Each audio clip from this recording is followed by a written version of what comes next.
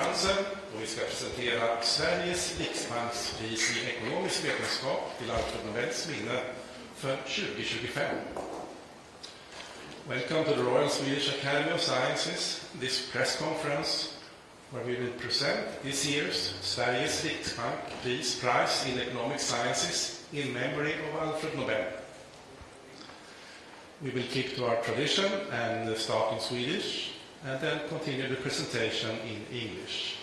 And you're of course welcome to ask questions later on in either language.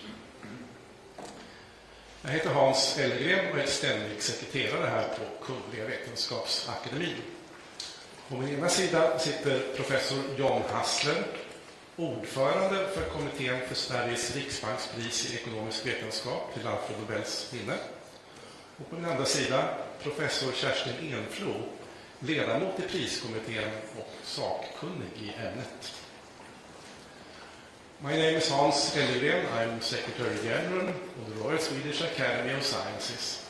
And to my right is Professor John Hassler, Chair of the Committee for Sveriges Riksbank Prize in Economic Sciences in memory of Alfred Nobel. And to my left, Professor Kerstin Enflo, member of the committee and an expert in this field. Årets pris handlar om att skapa och förstöra. This year's prize is about creation and destruction.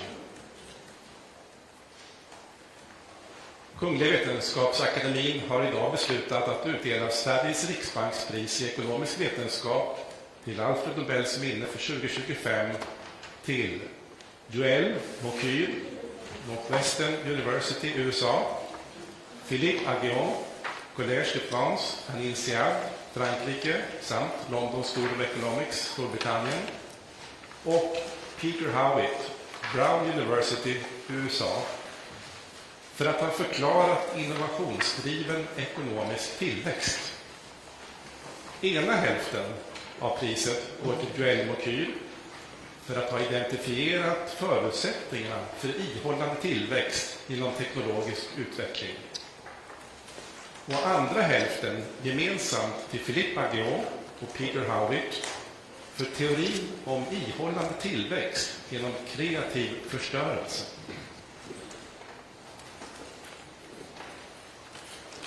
The Royal Swedish Academy of Sciences has today decided to award Sveriges Riksbank Prize in Economic Sciences in memory of Alfred Nobel for 2025 to Mokyr, Northwestern University, USA, Philippe Aghion, Collège de France and INSEAD, France, and London School of Economics, UK, and Peter Howitt, Brown University, USA, for having explained innovation-driven economic growth. With one half, the prize goes to Mokyr for having identified the prerequisites for sustained growth through technological progress. And the other half, jointly to Philippe Aghion and Peter Howitt for the theory of sustained growth through creative destruction. Professor John Hassler will now give us a short summary. Please. Thank you, Hans. During almost all of humankind's history, living standards did not change noticeably from generation to generation. Economic growth was on average zero and stagnation was the normal. Sporadic episodes of growth, sometimes driven by new discoveries, always eventually petered out. Over the last 200 years or so, things have been very different. Sustained economic growth driven by a continuous stream of technological innovations and improvements has replaced stagnation. New medicines, safer cars, better food, more efficient ways of heating and lighting our homes, the internet and increased opportunities for communication with other people over long distances are just a few dimensions of economic growth. Over time, this process has fundamentally changed our societies. Over the span of 1 to 2 centuries, almost everything has changed. Change not stagnation, has become the new normal. How could sustained economic growth based on a steady stream of technological innovations replace stagnation? What conflicts arise in a society when new products and production methods replace the old ones? How should policy be devised so that societies do not fall back into stagnation? Answers to these questions are what this year's prize is about. Mokyr used historical observations to identify the factors necessary for sustained growth based on technological innovations. Philippe Aghion and Peter Howitt have produced a mathematical model of creative destruction, an endless process in which new and better products replace the old. With the understanding of the mechanisms of creative destruction provided by the laureates and the follow-up research, we have a better chance to make sure growth can continue and be guided in the direction that benefits humankind. Thank you, John. Professor Enflo will now give us a more in-depth presentation of this year's prize. Please. Thank you.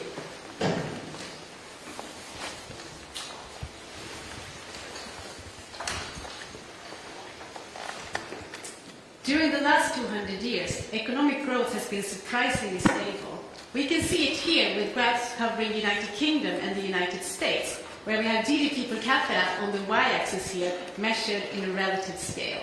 That means that the slope of the trend lines here are the constant growth rates. The message here is clear. Over this period, GDP per capita has more than doubled with each generation, and the total increase here has been more than 20-fold. So what can then account for all of these massive growth rates? The answer is technological change. And as you can see here, with the example of telephones, technological change has progressed steadily too. The process has been creative in the sense that it builds on new ideas and innovations, but it's also been destructive, because each new phone here has replaced the previous version and made that technology obsolete. This year's prize is exactly about that. It's about explaining innovation-driven, sustained economic growth. In particular, how did such growth become sustained in the first place? And secondly, how can growth continue despite the conflicting interests growth creates when new technology replaces the old? The first part of the prize goes to Mokyr, an economic historian who noted that technological change alone cannot explain economic growth, because technological change predates growth by millennia. And we can see it here in this graph that goes back to medieval times for Sweden and England. Over these 400 years, we see that GDP per capita barely changed, despite the fact that some really important innovations took place in this period, such as the heavy plow or the printing press. With this, Mokyr identified the important prerequisites for growth, and I'm going to go through them with you right now. The first one is useful knowledge. It has two components. Prescriptive knowledge, which means a set of instructions or recipes that can guide to somebody how to carry out a certain technology, like a user manual, if you will.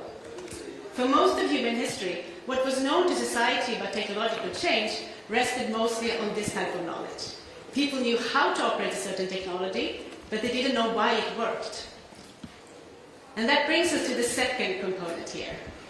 Propositional knowledge. Knowledge about rules and regularities in the physical world that can explain to us why the technologies work. We can think about this as science in the broad sense. Mokyr tells us that these two components need to come together and interact in order to generate the sustained stream of innovations needed to generate sustained growth. Here we can see the feedback loops here. But even the best ideas would still be left on the drawing table if it wasn't for the skilled mechanics and engineers that could take the drawings from the drawing tables, scale up the models, and put science into economic use. For this, mechanical competence is a key prerequisite. And finally, societies need to be open to change. Mokyr exemplifies with several instances during history where groups, fearing to lose out from technological change, tried to block it. The most famous example here is probably the Luddite movement, where skilled textile workers were destroying machinery to protest technological change. But if society has arenas where groups can meet and negotiate their claims and come up with mutually beneficial compromises, change is rather embraced. All these factors came together for the first time with the Enlightenment that paved the way for sustained growth, first in Britain and then moving on to other countries. And that brings us to the second part of the prize. Philippe Aghion and Peter Howitt created a mathematical model of growth where creative destruction features as a core element.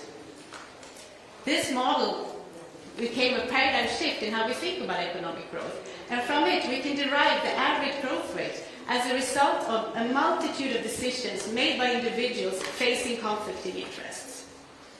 As such, the model can explain how growth can be such a disruptive process at the firm level and still result in those stable aggregate growth rates that we saw in the beginning of the presentation. Here, we see how they derive the economy's average growth rate from the model, but I'm not going to go through all the mathematical details with you right now. Instead, let's focus on the core components of the model. Here, firms invest resources into R&D, research and development, in order to innovate and improve on existing products. If they are successful, they can become market leaders and earn a profit. But it also means that they outcompete another actor in the business, and that person has to leave the business. This is called the business stealing effect in their model, but it's of course not stealing in any formal sense of the word. With this, the model identifies two forces that pull in opposite directions with respect to policy. On the one hand, policy should support the innovation process, these guys climbing up here, because they can build on each other's ideas, and ideas have a value to society. But at the same time, policy must also consider the business stealing effect, especially in the cases where the technology delivered to the market only needs an incremental improvement. Because the model takes the entire economy into account, it can also speak directly to policy, such as, for example, how to set R&D subsidies in practice. With extension, the model also can talk about things like how to optimize safety nets for those workers that have seen their jobs lost due to creative destruction. These are, of course, all pressing policy questions in today's world, and they have long-term consequences. So, to sum up, during the last 200 years, the world has seen more economic growth than ever before in human history. This growth has increased our living standards in so many different ways. But still, 200 years is still just a short period compared to the long-run history of stagnation that we saw before. The laureates' work reminds us that we should not take progress for granted. Instead, society must keep an eye on the factors that generate and sustain economic growth. These are science-based innovation, creative destruction, and society open for change. Thank you. Thank you, Kerstin. I hope we have Professor Aghion on the phone. Is that right? Yes, absolutely. Can you hear me? We can hear you. Good morning, and congratulations again to the prize. Yeah, that's quite a surprise, and I'm still speechless. It came really as a huge surprise. I did not expect it, so I can't find the words to express what I feel. I understand that it could be difficult. Here you are live at the press conference. There are many interested journalists from the Swedish and the international press. Yes. Are you ready to take some questions? Yes, absolutely. Someone who would like to start? Yes, please. Hi, my name is Philippe from TV4 in Sweden. Congratulations on the prize. Classical question, how are you planning to spend the prize money? Well, that's a good question. I have a research lab at Collège de France and INSEAD in Paris, and so usually we have research projects, and I invest a lot in these research projects with younger researchers that work with me, and where we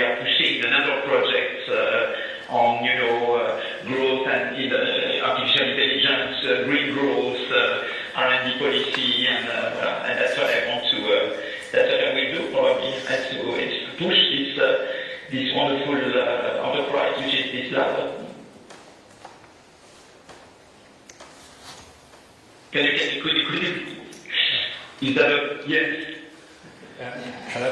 Hello, Professor. This is Mokyr from the Polish television. Congratulations. I have a question about some of the consequences of your work, because your mathematical model helps us understand how sustained growth actually works. I wonder, because since our economy is based on the sustained growth model, is there do you see any risk of that sustained growth that we've seen in the global economy in the past 200 years? Is there a risk that it collapses, and what could be possible reasons for that in the future? Thank you very much. I mean, thank you so much. I mean, threats on economic growth, of course you have the current trends towards deglobalization, tariff barriers. Those things are obstacles to growth, because you need a big market to grow more. I mean, a bigger market means more rents for innovators, means more possibilities to exchange ideas, means that you can transfer technologies, means more competition. So openness is a driver of growth. Anything that gets in the way of openness is an obstacle to growth. So I see there kind of dark clouds currently, accumulating, pushing for, barriers to trade and openness. Okay, so that's one thing. The other, of course, concern is that, green growth, we want to reconcile growth with the environment. So how can we make sure that we will innovate greener? Firms do not spontaneously innovate green. They tend to innovate in what they used to do. If they used to innovate in dirty technology, they will continue spontaneously to innovate in dirty technologies. How can you redirect technical progress towards green? Carbon price, carbon tax, green industrial policy. How should we design this policy? So that's a fantastic challenge in front of us. And AI has fantastic growth potential, but we know that with inappropriate competition policy, the same as with IT can happen. Some superstar firms may end up dominating everything and inhibiting potential entry of new innovators. So how can we make sure that today's innovators will not stifle future entry and future innovation? But those are, very, exciting questions that keep us busy. Yes, please, here. Hello and congratulations. I'm from the Swedish news agency TT. Maybe this is a bit of repetition, but how do you see the tariffs from the US? How large a threat is that to sustained growth, would you say? It's true that, I'm not welcoming the protectionist wave in the US, okay, and that's not good for world growth and innovation. But on the other hand, let's look at the bright side. I think European countries have to realize that we should no longer let US and China become technological leaders and lose to them. I mean, what happened is that after a period of catching up of Europe towards the US in per capita GDP terms between World War II and the mid-80s, since the mid-80s, the average per capita GDP of the Eurozone has declined relative to US. And the big reason is that we failed to implement breakthrough high-tech innovations. We remained circumscribed to mid-tech incremental. And I said that very much in relation to the Draghi report, but we are missing proper policies and institutions to innovate breakthrough high-tech. A true single market, don't have a true single market, gold plating practices get in the way of achieving the single market.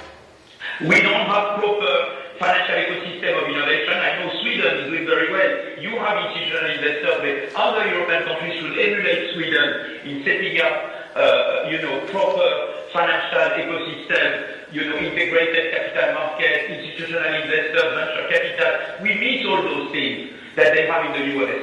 And also, on research, we have the ERC, the European Research Council, but we should also have ERC for labs to finance laboratories on long-term basis. And also, we don't have the equivalent of the DARPA, of the Defense Advanced Project Agency, which is a pro-competition way of doing industrial policy. That we don't have in Europe. In the US and in China, they found ways to reconcile competition and industrial policy. In Europe, in the name of competition policy, we became very anti any form of industrial policy. I think we need to evolve on that and find ways to reconcile industrial policy in areas like defense, climate, AI, biotech, where we are very good, we have very good research there.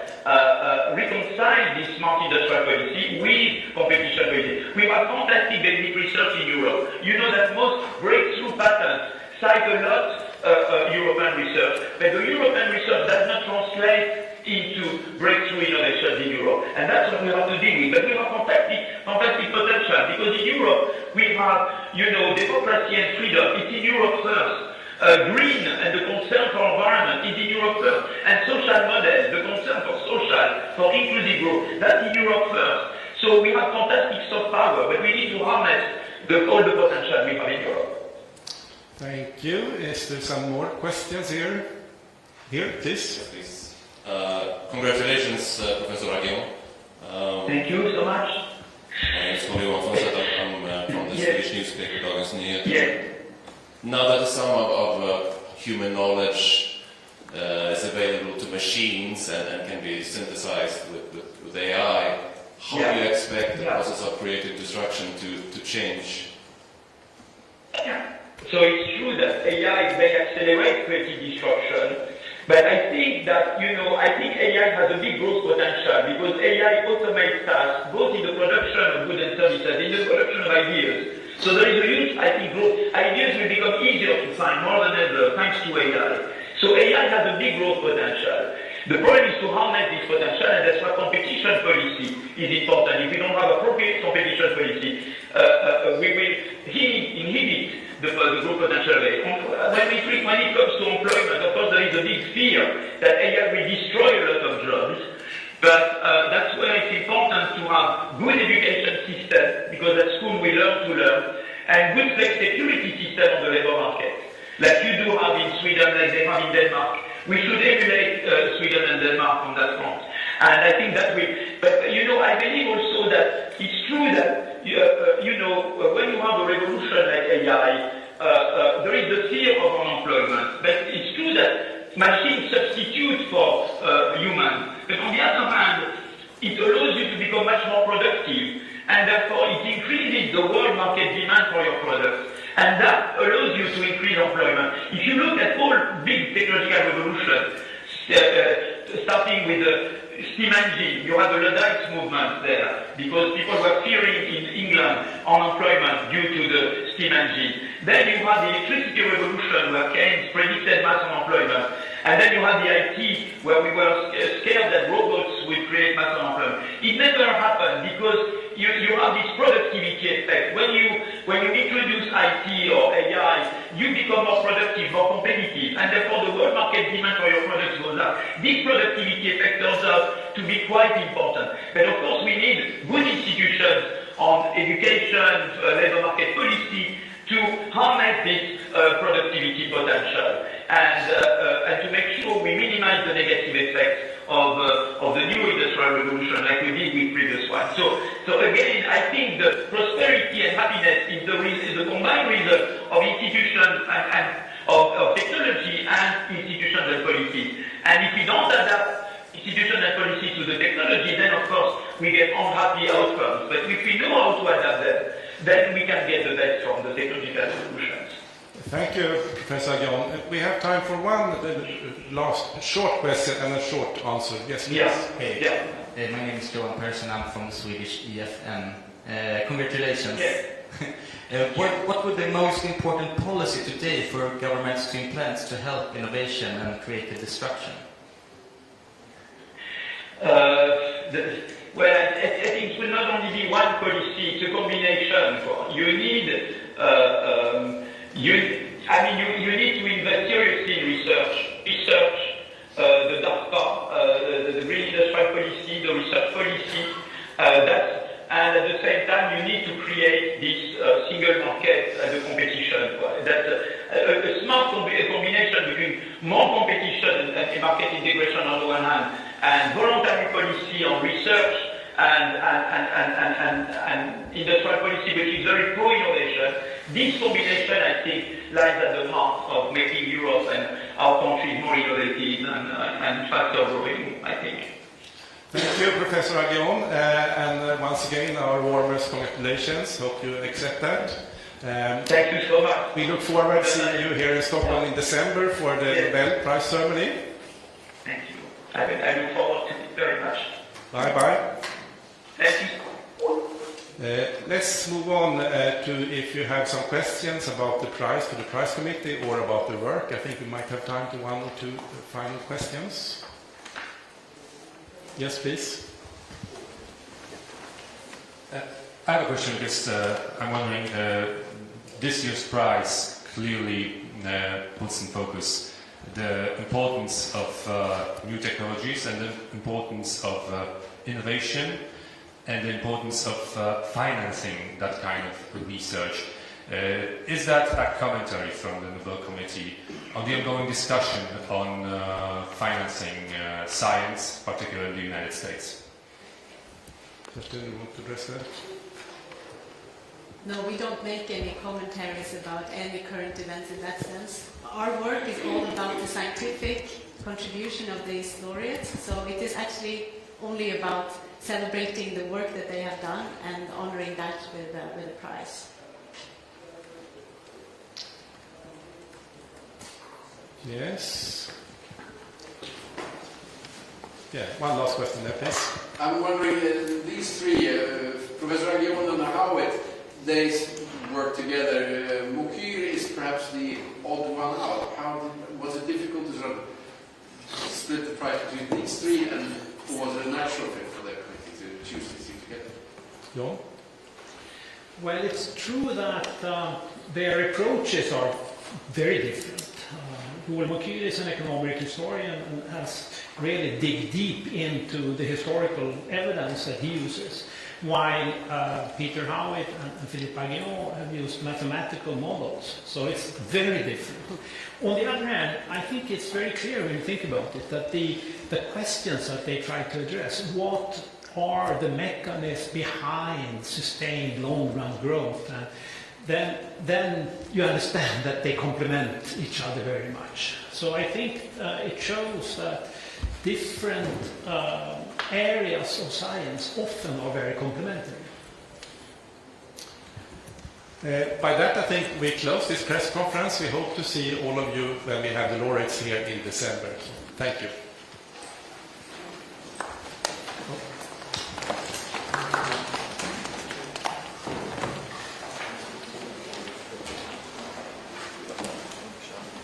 Thank you.